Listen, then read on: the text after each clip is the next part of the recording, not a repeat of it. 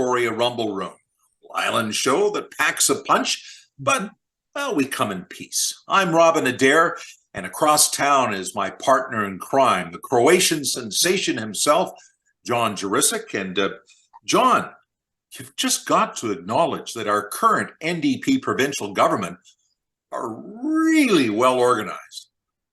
I'll answer that within the theme of we come in peace. All right? You're no kidding, Robin. Every day there's a front page announcement, almost every afternoon, every morning, all over the place. David Eby is walking on water with massive budget surpluses along with ambitious plans for housing, public safety, family doctors. Boy, if he could get the Canucks to win, we'd all be happy. Basically an answer to every issue. You know, you've really got to admire these guys, at least admire their quite amazing political strategies. Absolutely, John. And, it seems like it's front page announcement after front page announcement, as you say, and billions of dollars in a surplus. Where did that come from? And what makes me think is that, they knew quite a while ago that John Horgan was leaving, and they said, it's time to build up the war chest because we're going to have a new leader, and it's going to be David Eby, and we want to come out the door flying, and we're going to have billions of dollars, and we're going to apply it to all these important things like more money for doctors, cha-ching, hospital workers, cha-ching, teachers, other public employees, line up. We've got money for you, and also a new SFU medical school, and it's going to be open in a few years. And now they're announcing foreign doctors. So here's what's being promised. Let's you and I review a little bit of this. And let's assume that these things are actually going to happen, because some of these have been announced in the past. Nonetheless, license more internationally trained doctors, going from 30 to over 90 in the next 2 years. And I think a lot of this is going to happen, John. It's a question of degree and how much of a difference it makes. For example, allow international graduates to care for acute care patients under the direction of a physician. Mm-hmm.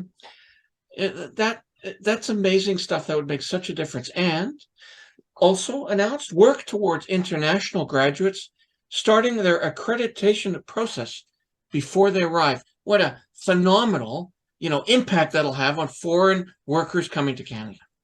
We need to fix this. That's why we're taking action to get more internationally trained doctors off the sidelines and into clinics where they're so desperately needed.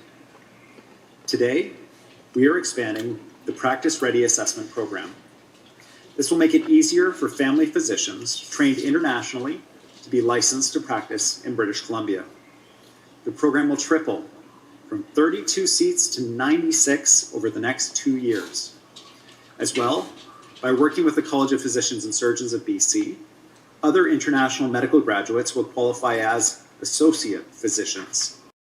So, does this mean we have at long last solved the BC doctor shortage, the shortage of physicians that will actually work with the public, aren't specialists, but people who will deal with you on a regular basis and be your family doctor for years to come? And the answer to that is no. And we have 40% of our family doctors retiring in the next decade. These new foreign doctors aren't going to come close to meeting that shortfall.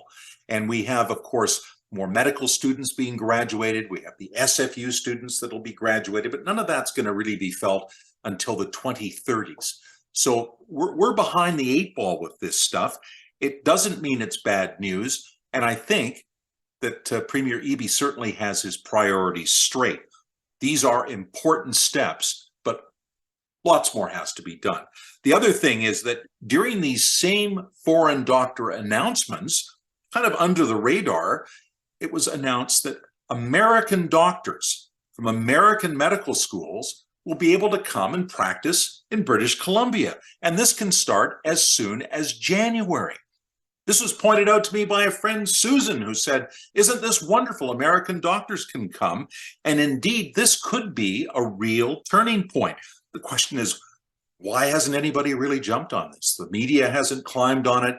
I don't see the government making a lot of noise about it, so we'll have to wait and see exactly what this means, but this could be very promising news. Stay tuned. But now we shift again, John, as we turn to our new Mayor of Victoria. Absolutely, Robin. We're really excited to have Marianne Alto joining us in the Rumble Room.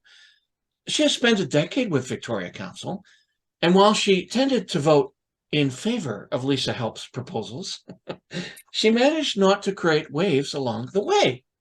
After all of the battling that we've had in Victoria Council chambers over the past few years, it's clear voters wanted a change. They wanted calm, which is why I would never make a good councillor. So let's zoom her in. The Queen of Calm, Marianne Alto. Now joining us in the Victoria Rumble Room for the first time, the new Mayor of Victoria, Marianne Alto. So great to have you on the show. Thanks so much. Lovely to be here. Now, Mayor Alto, it's great to have you in the chair. A lot of people are already saying it's a breath of fresh air. I believe it was one of your very first public statements when you sat in that illustrious chair that you were going to be doing a more measured approach to governance, that people should take a deep breath and we should look at what's happened and maybe reassess, talk to staff, see where things are, what's working, what's not working. Would you say this is going to be your style moving forward? Yes, absolutely, Robin. And it's a delight to be here. And nice to see you, John, as well. And I think what I said on that day when we were sworn in, it really was setting the tone for how I'd like to work in the next few years. And I hope my council will work with me in the same vein. And I certainly know the staff will, as they've already told me. And that's that sense of remembering what is reasonable around pacing. We've done an awful lot of work in the last 10, 12 years. That's how long I've been on council. And I think, on reflection, that I really do believe that on balance, what's been done has not been particularly troubling to folks, but I do think that people have been quite overwhelmed sometimes at the pace at which the work has been done.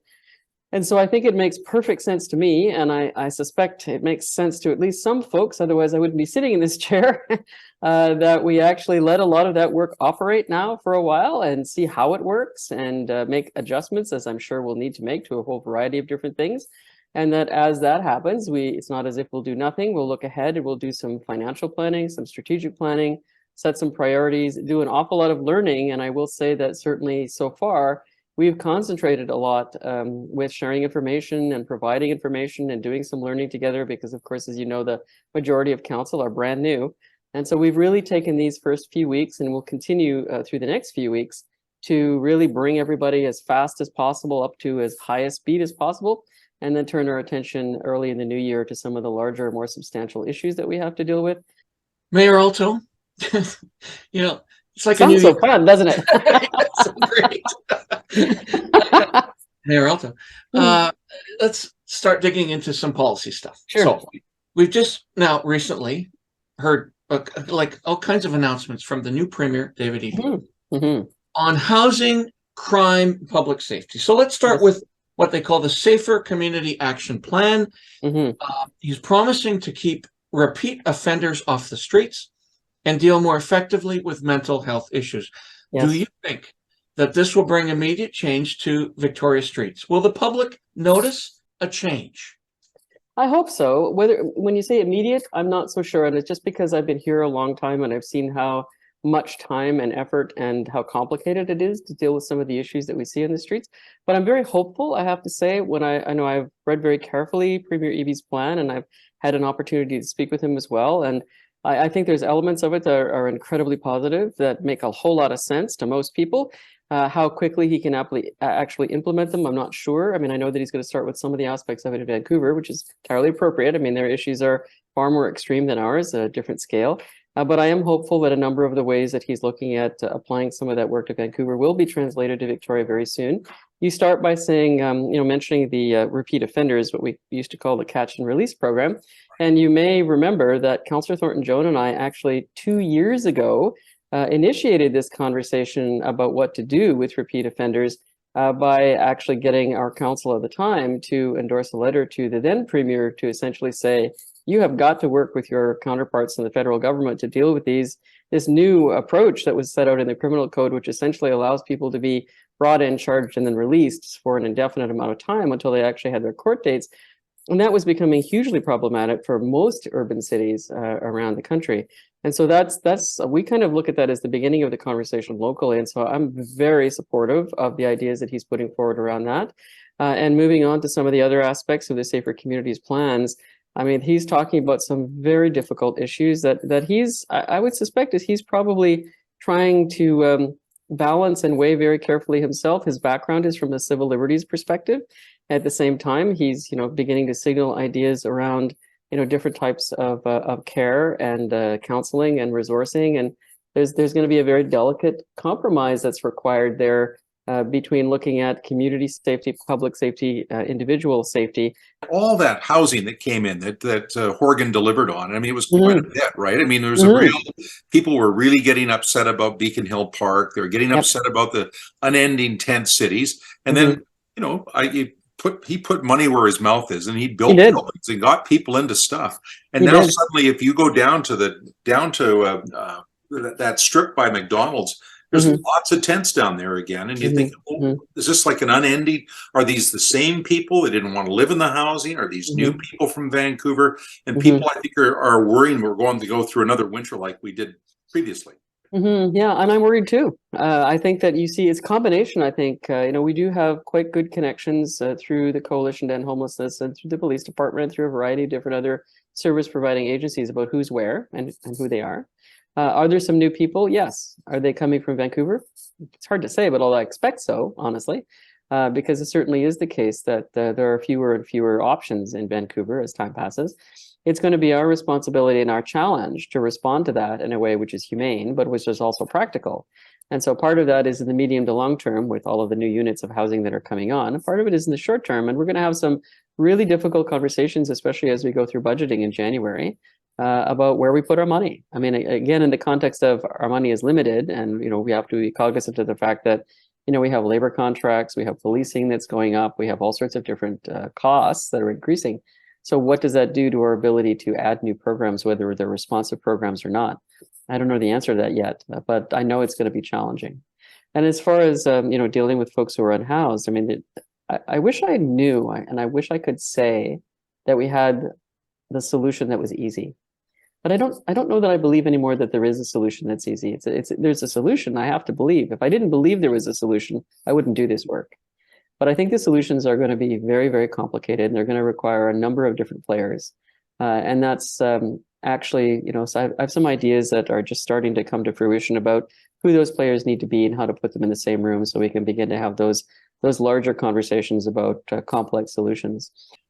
Continuing on this theme of your relationship with David Eby and really your relationship with the previous council, you've indicated now that you plan to slow things down, to reevaluate, etc., make adjustments here and there if things need tweaking. Well, I guess that necessarily lends itself to, does that mean you're willing to reevaluate decisions made by previous council? For example, now I love this question because I have become now an e-bike advocate. I'm just like obsessed with e-biking and love it and everything. So this whole notion of biking and everything is become important to me. And so nonetheless, some of these biking decisions haven't gone in a straight line.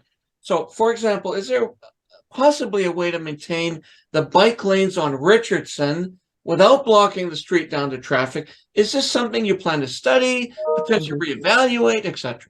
Yeah, it's a great question.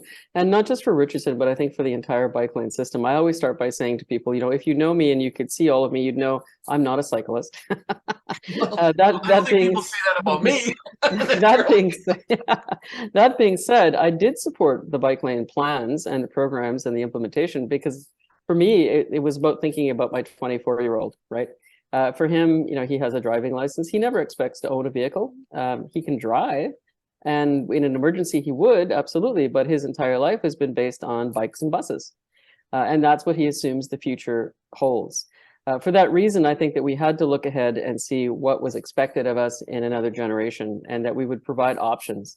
Will there always be people who, well, maybe always is too strong. Will there likely always be people who have vehicles? I think so.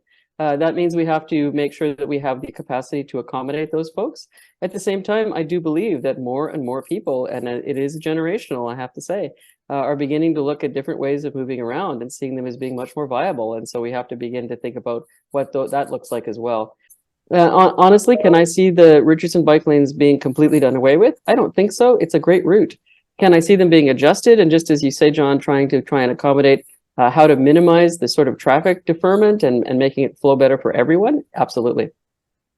That's a good answer, and I think people appreciate the fact you're open-minded to study, and I think that's what people are waiting for. And people, I think, badly want to be consulted. Yes. And I realize COVID was a problem for that for the last couple of years, but I don't buy that that's been the problem all along. I think it's just been the style of governance we've had, particularly in the city of Victoria. Now, I want to talk about housing for a minute, and you campaigned around housing. I mean, everybody talking about housing. It's a big one. And the missing middle and moving to more fourplexes and triplexes and all these different things. And the Premier, again, is talking about stopping the ban on rentals in stratas and particularly condos. And let's face it, Victoria has the most condos down on the South Island, and a big concentration of them all over downtown Victoria. And a lot of people feel in already the first blush on this is that people are saying, well, you know, I'm really losing rights as a property owner if I don't have a choice in this. So what are your views? It's great. It's a really great question. And, you know, I was part of the announcement that Premier Eby spoke to last Monday, I think it was, that spoke not just about the strata issue, but also around some of his ideas, the beginning of some of his ideas around trying to enable and encourage more housing in a variety of ways. So speaking just to the strata piece, you know, I actually am not too troubled by it, because it's my understanding of it is that it isn't the sense of you must rent. It's that you can't say no, in the sense that there's a real subtle difference there, right? It doesn't mean that let's suppose I have a condo that I'm not living in for whatever reason. I can leave it empty if I want. I can have family in it if I want. I can use it in a variety of different ways. But it doesn't mean, what it means is that the strata organization can't, as a rule, say for the entire building that you are never allowed to rent. And I go back to a City of Victoria example. So very often when we deal with applications that come forward for condos or stratas or a variety of different things, there's a clause that's included that says that the strata council can't enforce a rule that says no one in the building can rent ever. And so it's a matter of degree to a certain extent. And to be perfectly honest, you know, for both of you, I listened to Premier Eby talk about the numbers and the people, and you just have to look around Victoria as well. You see how many people here are desperate to find someplace decent to rent that they can afford. You point out, Robin, almost every candidate from whatever direction during the last municipal elections, not just here, but across the province, they all started out by going housing, housing, housing. Yes, but 36 mayors went down to defeat, and a lot of them went down to defeat by groups that were trying to block development. Places like Langford and Colwood said no mas, no mas. Yes, yeah, that's right. But I think, you know, I have to say, having met a number of those folks now, and it's really very exciting, you know, where they're all coming from and going to and all their ideas. I think that there may be different ways to create housing and homes, but I think ultimately, I really have yet to meet someone who would say, I don't want you to build anything anywhere ever. It's not reasonable at that point. And when you look at Greater Victoria, the number of people who are both moving here and people who are coming home from here, that is just such an extraordinary number of folks that I look back at myself. You know, I went away to university and, you know, came back in '89, and when I came back, nobody said, "Oh, by the way, you can't come home." Right? Nobody said that, and I'm not prepared to say that either. And the question for me isn't about whether or not we build housing. The question is how. And what does it look like? Where does it go? How fast? How much? All that stuff. Those are the questions about how. For me, I will say honestly, it isn't a question about if, it's a question about how. Mayor Alto, it's so fun. Anyway, here's a bit of trivia for you that's in fact is interesting, but likely you'll never want to hear again. I, many years ago, played tennis alongside Charlene Thornton-Joe. Oh, yes. Yeah. And people are going to look at the screen and go, excuse me, you play tennis? There was a time. And one of our favorite parks was Stadacona Park. Yes. Okay. So she still plays there, yeah. Right. Mhm. So when I think about the issues that are going on down there, it sort of hurts. People living near parks like Strathcona are very concerned with the behavior of some of the campers that are living there. They don't feel safe. It's not safe. And of course, a lot of people are watching to see if tents start appearing again at Beacon Hill Park. Please tell us your strategy and vision for this situation. Yeah, that's such an important question. And again, it's an incredibly complex answer because it's an incredibly complex problem. As far as tenting in parks, I don't think anyone should be tenting in parks. No one should have to tent in parks.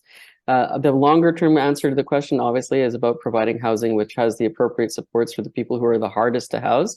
We've kind of done the easy parts now. I mean, with the help of the province, who've created an enormous amount of housing and continue to do that at a pretty remarkable pace when you think about it sort of historically.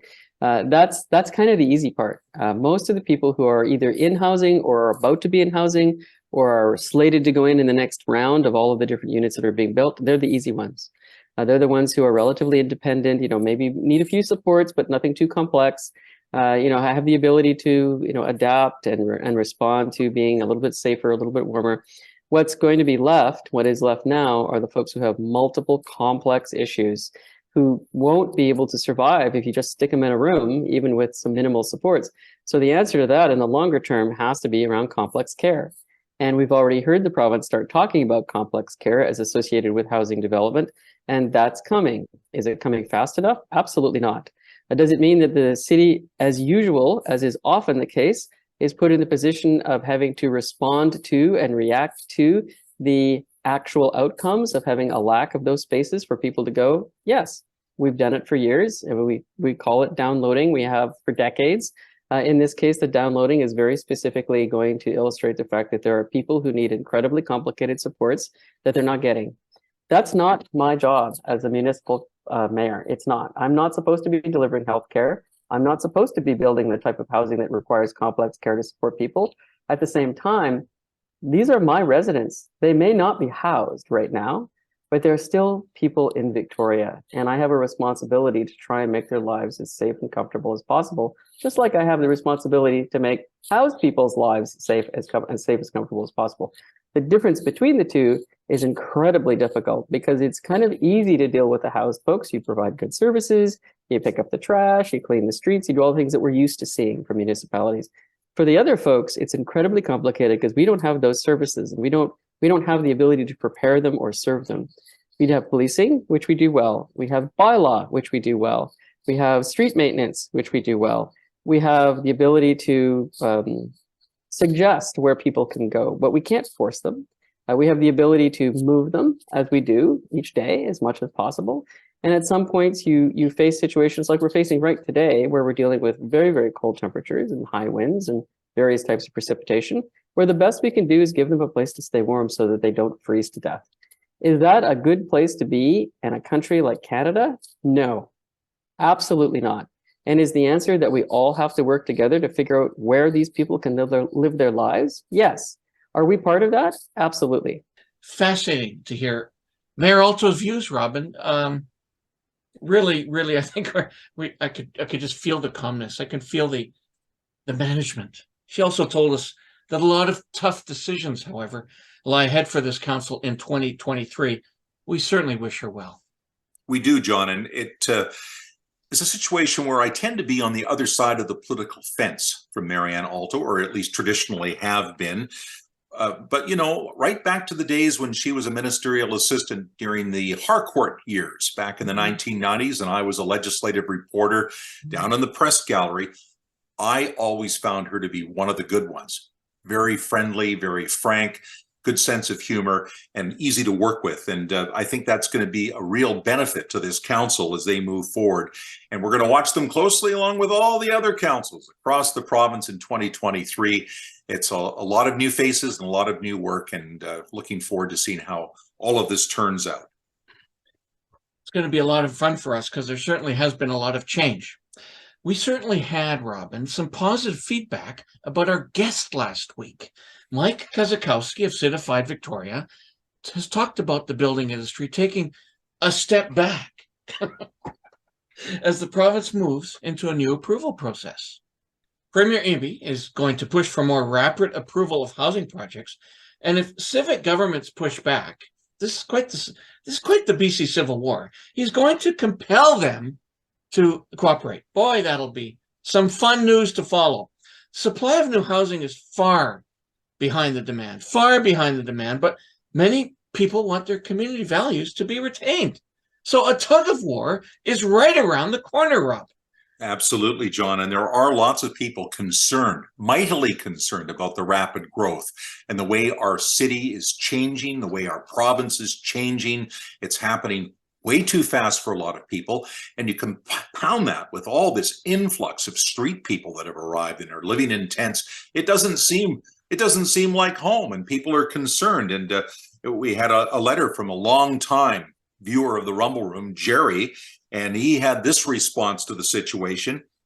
We have to stop building for Canada and the migrants that come here for everything and contribute nothing. Hey, I'm 75, and I, like many lifers here in Victoria, are starting to fight back to save what's left of our city.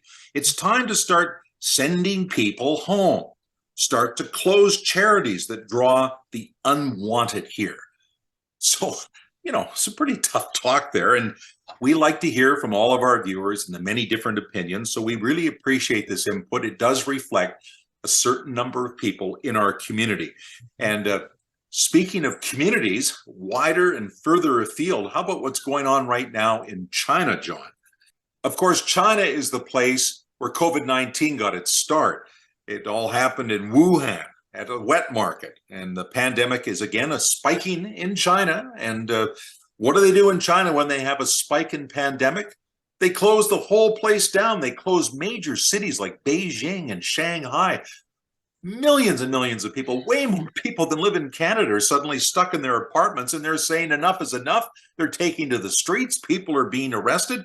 And it doesn't sound like the China we know, but this is something that is, it's good to see that kind of protest. But compare that to Canada, where, yeah, we had some arrests of truckers, and truckers went out and blockaded around Ottawa last winter, and they're still angry about the mandates. There's people still angry about the mandates in Canada. Fair enough, but it pales in comparison to what we're seeing in China. And it reminds you that it's great to live in a democratic country like Canada, where we have a lot more freedom despite what people think. And on that happy note, John, it's time to say goodbye. It certainly is, Ron. What a great show. Great editorial. You're right. We listen to protests in Ottawa. We certainly watch what's happening in the U.S. quite closely. But if China destabilizes, we have some problems. So we'll be watching what's happening there closely. However, you can all do that easily by following the Rumble Room, going to our various platforms, which are listed on the screen, to support what we used to say was our little project, but it's not so little, Robin. We've had now we've had more than 700,000 cumulative views that we've received in the last year and a half. That equates to approximately 50,000 views per month. And our comments are flowing in like a flood. Thank you. Like a flood, John. I was so overwhelmed, I lost Like my a cascading composure. flood of love and appreciation. So that's great news. That's great news about the VRR and for the future. So, as usual, I am John Jurisic. I'm the Croatian sensation, despite beating our boys the other day. Yeah, you must have been kind of confused about that, John, the Croatian sensation cheering for Croatia, but a Canadian kid at the same time. But I bet you if you were pushed to shoved, you'd say, go Croatia, go, while I'll say, go Canada, go, and rumble on.